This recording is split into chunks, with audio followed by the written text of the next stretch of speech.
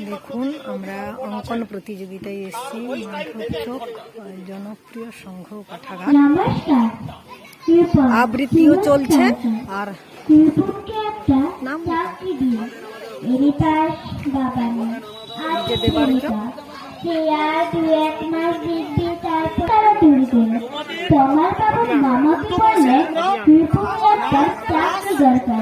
মামা বললেন কাকাকে, কাকা বললেন জেঠা বললেন বাতাসকে।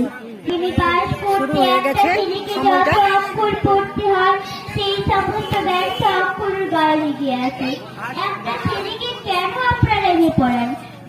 একদিকে আবৃত্তি হচ্ছে আর একদিকে অঙ্কন প্রতিযোগিতা হচ্ছে। এই কথাগুলো বলবো বলে ফোন করলাম পবিত্র সরকারে। ফোন বেজে উঠলো, ফোন বেজেই চললো।